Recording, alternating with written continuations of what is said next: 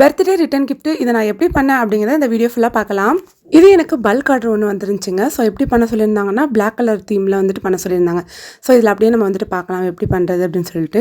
இது நான் வந்துட்டு ஒரு 10 மோல்டு நான் வந்துட்டு வச்சேன். இது வந்துட்டு ஒரு 9 மோல்டு 9 கீச்செயின் வந்துட்டு ஒரே டைமில் நம்ம வந்து ரெடி பண்ணலாம். அண்ட் ஒரு மோல்டு மட்டும் எக்ஸ்ட்ரா என்கிட்ட இருந்துச்சு. ஸோ அதுலேயுமே நான் வந்துட்டு ஊற்றி வச்சுக்கிட்டேன். இது பல்க் ஆர்டர் இருந்தாமே வந்தால் சுட்டா போனால் ரிப்பீட்டுங்கிற மாதிரி ரிப்பீட்டடாக நம்ம இந்த வேலையை செய்ய வேண்டியது இருக்கும். ஏன்னா ஒவ்வொரு வாட்டியும் க்யூர் பண்ணிட்டு தான் நம்ம வந்துட்டு அதை ரெடி பண்ணணும். ஸோ ஒரு 6 ஹவர்ஸ்க்கு அப்புறம் இந்த நேம் எல்லாத்தையுமே அதில் வந்துட்டு இன்சர்ட் பண்ணணும். ஸோ 43 பீசஸ் நம்ம வந்துட்டு பண்ணணும். இது வந்துட்டு ஒரு 5 டேஸ் ஒர்க்கு நான் வந்துட்டு கால்குலேட் பண்ணி வச்சுக்கிட்டேன். இன்னொரு மோல்டு ஆர்டர் பண்ணியிருக்கலாம். ஸோ வந்துட்டு சாட்டர்டே சண்டேலாம் இடையில வந்ததுனால 5 டேஸ் தான் எனக்கு இடையில இருந்துச்சு. சரி இந்த மோல்டே வச்சு நம்ம ஓட்டலாம் அப்படின்னு சொல்லிட்டு தான் முடிவெடுத்து நான் ரெடி பண்ணேன். அண்ட் இதை வந்துட்டு ஷெடியூல் பண்ணிக்கிட்டேன். என்னென்ன டைமுக்குள்ளே நம்ம இதை ரெடி பண்ணணும் அப்படிங்கிறதையும் நான் வந்துட்டு நான் ஷெடியூல் பண்ணிக்கிட்டேன். எப்படின்னா வந்துட்டு ஒன் டேயில் வந்துட்டு ஒரு 10 பீசஸ் நம்ம வந்துட்டு பண்ணி முடிச்சிடலாம் அப்படிங்கிற மாதிரி பண்ணிவிட்டு ஒரு 5 டேஸில் முடிக்கலாம் அப்படிங்கிற மாதிரி நான் வந்துட்டு ரெடி பண்ணி வச்சுக்கிட்டேன். ஸோ என்ன நம்ம இதை வந்து ரிப்பீட்டடாக பண்ணுற மாதிரி இருக்கும்.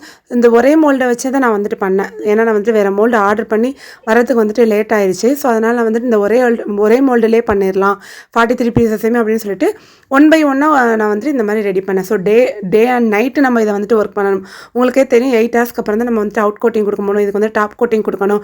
இதை வந்துட்டு நான் எடுத்துகிட்டு இதை க்ளீனும் பண்ணணும் இந்த மோல்டை. ஸோ இந்த மோல்டை எப்படி நான் க்ளீன் பண்ணேன்னா டேப் வச்சு தான் வந்துட்டு க்ளீன் பண்ணேன். இந்த மாதிரி டேப்பை வந்துட்டு கட் பண்ணிவிட்டு இந்த மாதிரி நம்ம எடுக்கும்போது ஃபுல்லாக நம்ம அந்த கிளிட்டர்ஸ் எல்லாமே சேர்ந்து வந்துடும்.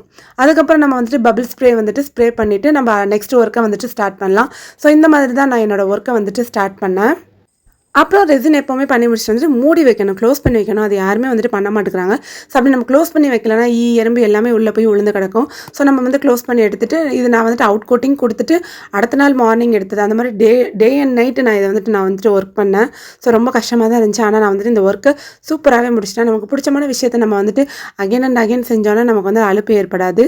ஸோ இது எப்படி இருக்குது அப்படின்னு சொல்லிட்டு பாருங்கள். அண்ட் உங்களுக்கும் பல்க் ஆர்டர் ஏதாவது கொடுக்குற மாதிரி இருந்துச்சுன்னா ஸ்க்ரீனில் தெரிய நம்பரில் ஆர்டர் பண்ணி நீங்கள் வந்து பல்க் ஆர்டர் கொடுத்துக்கலாம். ஸோ நேம் கஸ்டமைஸ் பண்ணி இந்த மாதிரி நான் வந்து ரெடி பண்ணி கொடுத்தேன்.